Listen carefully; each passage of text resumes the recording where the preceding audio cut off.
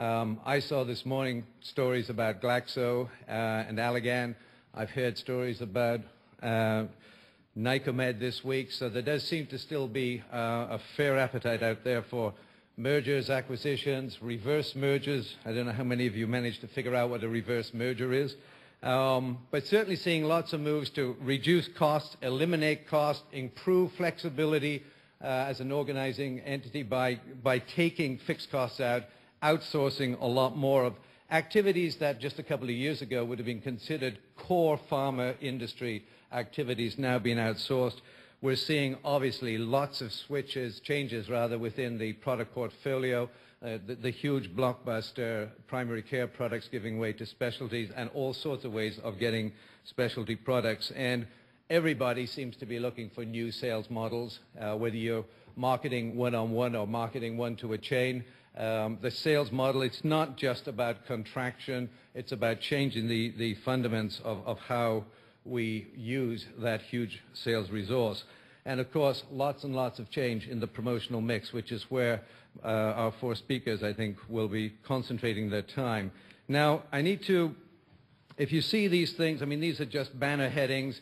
I now get to ask you folks to vote. And the vote, I think, is basically along the lines of, if you were going to play with one of these variables, which one do you think you would want to play with to secure your immediate and long-term future? Taking which of these strategic options do you think does most for you?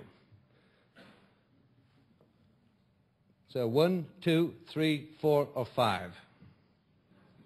Here we go. Number 4, implement a new sales model. That I find quite interesting. And by the way, I deliberately did not put up there all of the above. Okay, clearly it's a changing. Can we move back?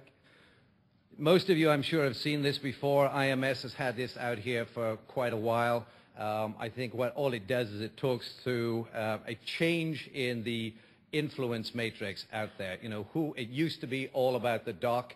You know, whether you agree with the numbers, don't worry about the absolute numbers. Just look at what we propose as the trends. And I think our speakers this morning will talk some more about, you know, the role of pharmacists, the role of nurses. Are we being hopelessly pessimistic at IMS with suggesting that there's just going to be a directional change over the next couple of years? But it's clear the influence network is much, much more complex. There are a lot more players. Our speakers are going to address some of the players, some of the challenges of communicating effectively across this matrix. And as Joe did, I will do just a very, very brief intro because the detail of these gentlemen's profile resumes is in your folders. Our first speaker will be Peter Brenders from Biotech Canada, talking about the role of biotech, and I'm sure some of the issues, some of the real issues facing them, more than just cash issues facing them right now. Ron Clark's then going to talk about the robo-rep and whether we can build her or not. I'm sure we can. Vince Lamana, president of Novo Nordisk, is going to talk about the pharmacists, the nurse practitioners, and adjunct professionals. I think you'll find that Vince has some very interesting things and certainly will challenge some of the degree of the movement that we see here. And our final speaker, again, Joe Nott, a man of infinite